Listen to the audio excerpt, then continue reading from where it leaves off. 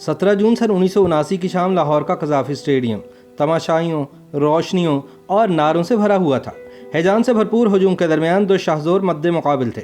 एक तरफ रेसलिंग में आलमी शोहरत रखने वाला अनोखी पहलवान था, इसके मद्दे मुकाबिल अपने वक्त में रुस्तम हिंद का एजाज रखने वाले इमाम बख्श पहलवान का 9 उम्र पोता जुबैर उर्फ जहरा था। मुकाबले के 5वें राउंड के इख्तिताम की घंटी बजी। शायकीन अगले और फैसला कुन राउंड के मुंतजिर थे। दोनों अपनी अपनी जगहों पर खड़े थे कि छठे राउंड का आगाज हुआ। जहरा हशाश बिछाज उठकर खड़ा हुआ, अनोखी थके थके कदमों से चलता हुआ हरीफ के करीब आया। उसके मुंह से आई एम फिनिश्ड के अल्फाज निकले। साथ ही जहरा का हाथ पकड़कर फिजा में बुलंद कर दिया। जो काम रेफरी को करना चाहिए था वो अनोखी पहलवान ने खुद कर दिया। बज़ाहिर ये फतह के ऐलान का इशारा था, चुनाचे शायकीन ने इसे जुबैर की जीत का ऐलान समझकर नारों और भंगनों से आसमान सर पर उठा लिया। जब जश्न और मुसरत का तूफान जरा थमा तो मुंतजमीन और मद्दे मुकाबिल पहलवानों के करीबी हलकों में मुकाबले के बराबर होने की अफवाहें और सरगोशियां गर्दिश करने लगी।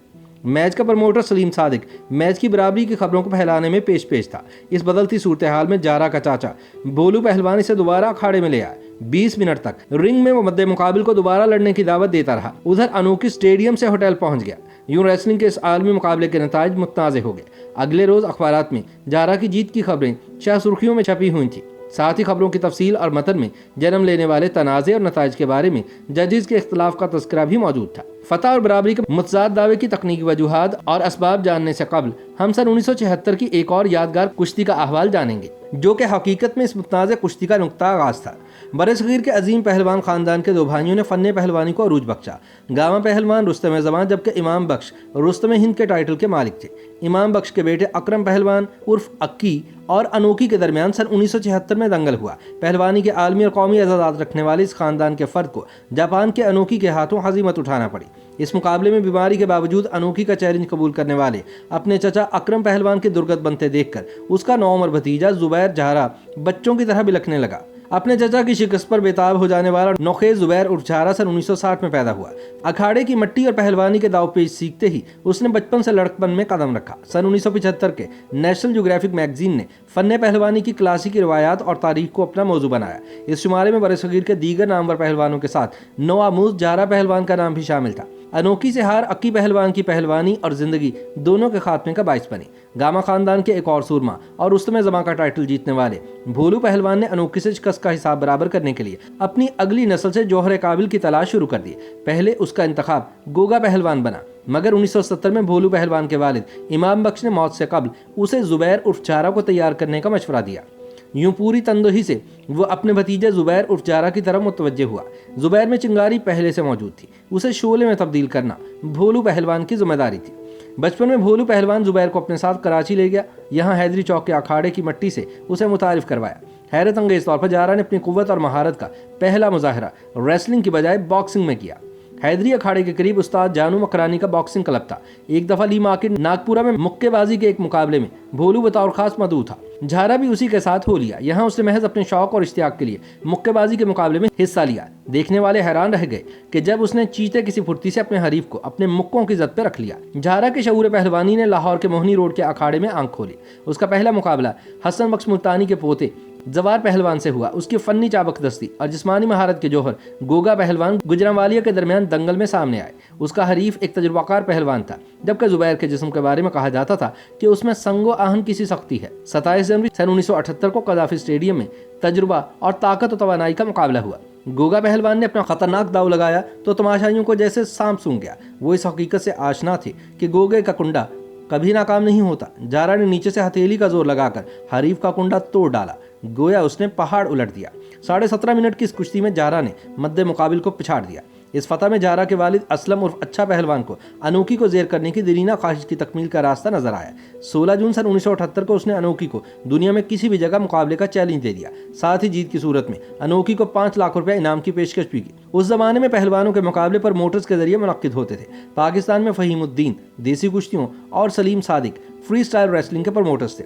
जहरा और अनोखी की मार्का आराई के लिए लाहौर से इरशाद बिजली पहलवान, बिल्ला धोबी पटियावाला और यासीन पहलवान मुज़ाकरात और मुकाबले की तफसीलात तय करने के लिए सादिक के पास कराची पहुंचे। उसने पहली शर्त आयद की कि अनोखी और झारा की कुश्ती के अगले दिन कराची में भारत के पहलवान अजीत सिंह और अनोखी का मुकाबला भी होगा। इस दंगल की तमाम आमदनी सादिक की मलकियत होगी। भोलू पहलवान तो गुज़िश्ता शिकस्त का दागे रुसवाई धोना चाहते थे, इसलिए उनके लाहौरी वफद ने प्रमोटर की तमाम शराइत मान ली। यहीं से इस खराबी का आगाज़ हुआ, जिसने मुकाबले के नताइज पर हंगामा खड़ा कर दिया। अनोखी की रजामंदी के बाद झारा ने भी तैयारियां शुरू कर दी। मोहनी रोड वाले अखाड़े में जोर देखने वालों के इश्तियाक का ये आलम था कि शायकीन दरख्तों पर चढ़कर महवे तमाशा होने लगे। मोहनी रोड वाला अखाड़ा तमाशाइयों के हुजूम के सामने तंगी दामा का शिकवा करने लगा। बड़े सगीर के नाम पर पहलवान घरानों के तस्करे पर मुश्तमिल अख्तर हुसैन शेख की किताब दास्तान शहज़ोरा में मुसन्निफ ने इस मुकाबले के लिए जारा पहलवान की तैयारियों की इंतहाई दिलचस्प तफसील बयान की है। वो लिखते हैं कि जारा को अखाड़े तक पहुंचने और वापसी के लिए रावी को तैर कर अबूर करने का हुक्म था। उसे रात 2 बजे उठा दिया जाता, नमाज के बाद 3000 बैठकें लगाता, फिर फर्रुखाबाद से शाही कला लाहौर तक दौड़ लगाता, निस्फ घंटे में अखाड़ा गोड़कर उसे तैयार करता और 2000 डंटर पीलता। इससे फारिग होने के बाद 2 तनमंद पहलवान उसकी पीठ पर सवार हो जाते और वो भागता हुआ रावी पुल को छू कर वापस आता। जारा की खुराक के मुतालिक अख्तर हुसैन शेख लिखते हैं कि वो 2 किलो गोश्त, 3 किलो गोश्त की यखनी, 2 किलो दूध और फलों का जूस नोश करता। फिर 2 किलो बादाम की सरदाई, डंटर पीलने के दौरान चांदी के वर्क, सुच्चे मोती और छोटी इलायची का मुरक्कब आधा किलो मक्खन के साथ पेश किया जाता। मुकाबले से 2 दिन कबल अनोखी पहलवान पिंडी के रास्ते लाहौर पहुंचा। 15 जून को दोनों ने लाहौर में प्रेस कॉन्फ्रेंस पे मुकाबले के बारे में अपनी हिकमत अमली के हवाले से बात की। जारा ने दावा किया कि वह तीसरे राउंड में मुखालिफ को शिकस्त से 2-4 कर देगा, जबकि अनोखी का कहना था कि वह जुबैर के साथ राउंड की बजाय कुव्वत की बुनियाद पर कुश्ती लड़ेगा। 17 जून की शाम ढलते तक 40,000 तमाशाई कजाफी स्टेडियम में दाखिल हो चुके थे, जबकि हजारों बाहर मौजूद थे। जारा पहलवान भोलू पहलवान की क़यादत में अजीमुशान जुलूस की सूरत में स्टेडियम में दाखिल हुआ। सर पर पगड़ी और सुर्ख गाउन पर पाकिस्तान लिखा हुआ था। अनोखी ने भी सुर्ख लिबास जेबतन कर रखा था। मुकाबले के रेफरी के फराइज पोलैंड के प्राडो जोवास्की ने सरंजाम देने थे। जजेस में ख्वाजा सलीम और अनोखी का मैनेजर मिस्टर शीमा शामिल थे। मुकाबला 6 राउंड्स का होना था। हर राउंड का दौरानिया 5 मिनट था।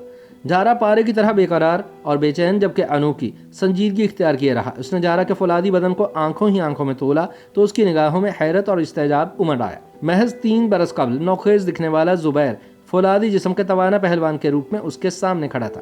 दास्तान शहज़ोरा में इस दिलचस्प मुकाबले की तफसील बयान की गई है। पहले राउंड में अनोखी ने अपना सारा तजुर्बा बुरुकार लाते हुए मुकाबिल की गर्दन पकड़ ली। जारा ने बगलों में हाथ देकर फट्टी मारी। अनोखी उड़ता हुआ रिंग के गिर्द लगे रस्सों पर जा गिरा। फिर अनोखी ने हरीफ की गर्दन पर लॉक लगाया। जारा उस दाव के लिए तैयार था। उसने अनोखी का लॉक तोड़ा। एक मौके पर जारा ने जोर लगाकर अनोखी के दोनों कंधे जमीन पर लगा दिए। अब रेफरी को 3 तक गिनना था, मगर दूसरी थपकी से पहले ही अनोखी जारा के कब्जे से निकल गया। अगले 4 राउंड्स में दोनों पहलवानों ने एक दूसरे को चित करने की जान तोड़ कोशिशें की। एक मौके पर जारा ने फट्टी मारकर हरीफ को रिंग से बाहर फेंक दिया। इसी तरह अनोखी ने जारा का बाजू पकड़ा और उसे बल देकर आम लाक लगाने की कोशिश की, मगर जुबैर ने झटका देकर अपना बाजू आज़ाद करवा दिया। तीसरे राउंड में एक मौके पर अनोखी की गर्दन जारा की लपेट में आई तो रेफरी ने उससे पूछा कि क्या तुम अपनी शिकस्त तस्लीम करते हो। इस पर अनोखी ने इनकार कर दिया। 5वें राउंड के इख्तिताम की घंटी बजी तो तमाशाई और मुंतजमीन कायदे के मुताबिक 10 मिनट के छठे राउंड का इंतजार करने लगे, लेकिन इसी दौरान अचानक अनोखी ने जारा का हाथ बुलंद कर दिया और अखाड़े से बाहर एक नई कशमकश और बयानात के जोरदार दंगल का आगाज कर दिया। अख्तर हुसैन शेख के मुताबिक रेफरी बर्नार्ड का कहना था कि मेरे ख्याल में जारा मुकम्मल तौर पर हावी रहने की वजह से जीत गया है। 2 जजेस में से एक ख्वाजा असलम ने जारा की जीत का ऐलान, जबकि जापानी मुंसिफ ने मुकाबला बराबर होने का ऐलान कर दिया। मगर जब उनसे पूछा गया कि अनोखी ने हरीफ का हाथ क्यों बुलंद किया, हर तज़कुशी में फतह का ऐलान हाथ बुलंद करके किया जाता है, तो उसका जवाब ना अनोखी के पास था और ना ही उसके मैनेजर के पास। दास्तान शहज़ोरा के मुसन्निफ के मुताबिक यहाँ से सादिक सलीम का मुतनाज़ और मशकूक किरदार शुरू होता है। अगर इस मुकाबले को फसाद और तनाज़े की नज़र ना कर दिया जाता तो दूसरे दिन कराची में अजीत सिंह बमुकाबला अनोखी के दंगल में तो उल्लू बोलते। लिहाजा सलीम सादिक एंड कंपनी ने होटल पहुंचते ही बेपरकी उड़ाई कि अनोखी ने जारा का हाथ तो महज हौसला अफजाई के लिए बुलंद किया था, और फिर बादज़ां इसी दलील को जारा के मैनेजर ने भी इस्तेमाल किया। भोलू पहलवान की मजबूरी ये थी कि अनोखी सलीम सादिक के अहकामात का पाबंद था। बकौल भोलू पहलवान सलीम सादिक से मुकाबले की शराइत पर गुफ्तगू करते तो वह दंगल ख़त्म करवाने की धमकियां देने लगता। यही वजह है कि आखिरी पल तक ये फैसला ना हो सका कि यह मुकाबला कितने राउंड्स का होगा। मुकाबले से एक रोज़ कबल रोजनामा जंग में अनोखी की प्रेस कॉन्फ्रेंस की तफसील में उसकी ज़ुबानी मुकाबले की तफसील और कवायद रिपोर्ट हुए, जिसमें वो कहता है कि जब तक फैसला नहीं हो जाता मुकाबला बगैर किसी वक्फे के जारी रहेगा। अखबारी रिपोर्ट के मुताबिक अनोखी ने कहा कि यह दुरुस्त है कि बैन अक़वामी कवायद के तहत 5-5 मिनट के 6 राउंड होने चाहिए। अगर 6 राउंड में फैसला ना हो तो 10 मिनट का आखिरी राउंड होगा। अगर फिर भी फैसला ना हो तो हार जीत का तयन टॉस के जरिए किया जाएगा। सलीम सादिक अपने पहलवान अनोखी को लेकर कराची रवाना हो गया। दूसरे दिन अजीत सिंह और अनोखी की फ्री स्टाइल कुश्ती का अंजाम दोनों के लहूलुहान होने पर हुआ। हैजान अंगेज मुकाबले के दौरान दोनों पहलवान अदमुए हो गए। रेफरी ने डबल नॉकआउट करार देकर मुकाबला खत्म करा दिया। इस तमाम धमाचौकड़ी का नतीजा ये हुआ कि नूरा कुश्ती की अफवाह फैल गई। इस पर संजीदा तबके के जहनों में यह सवाल पैदा हुआ कि अगर नूरा कुश्ती ही मकसूद थी तो ज़ाहरा पहलवान को इतनी ज़बरदस्त तैयारी करने की क्या ज़रूरत थी। यही बात भोलू पहलवान ने भी की, मगर शक का बीज बो दिया गया। अगले रोज़ ज़ाहरा पहलवान ने प्रेस कॉन्फ्रेंस में कुरान पाक पर हाथ रखकर कसम खाई कि कज़ाफ़ी स्टेडियम वाली कुश्ती नूरा नहीं कांटा थी। अनोखी ने भी इसकी तायद की कि ये नूरा कुश्ती नहीं थी, मगर लोगों के दिलों से शुकूक व शुबहात ना मिट सके। इस कुश्ती के बाद ज़ाहरा पहलवान तिफले नादान की तरह झंझला गया। यही रद्द-ए-अमल और रंज उसे मनशियात की तरफ ले गया। हीरोइन जैसे गारिज़ नशे ने इसका आफताब पहलवानी निस्फ नहार पर पहुंचने से पहले ही गुरूब कर दिया। अपनी ज़िंदगी की आखिरी कुश्ती में ज़ाहरा का ये हाल हो चुका था कि मुल्तान में तमाशाई स्टेडियम में उसके मुंतज़िर थे कि ज़ाहरा नशे से भरे सिगरेटों में महव था। उसे मुश्किल से अखाड़े में उतारा गया। मुकाबला बराबरी पर ख़त्म हुआ, लेकिन उसके कुछ ही अरसे बाद उसकी ज़िंदगी का अहद भी तमाम हो गया। YouTube पर गूगली न्यूज देखने के लिए youtube.com की सर्च बार में गूगली न्यूज टीवी टाइप करें। गूगली न्यूज के पेज पर सुर्ख रंग के सब्सक्रिप्शन वाले बटन पर क्लिक करना ना भूलिए। YouTube पेज पर अपलोड होने वाली वीडियोस से बाखबर रहने के लिए बेल आइकन पर क्लिक कीजिए। आपको हर नई वीडियो के बारे में नोटिफिकेशन मौसूल हो जाएगा।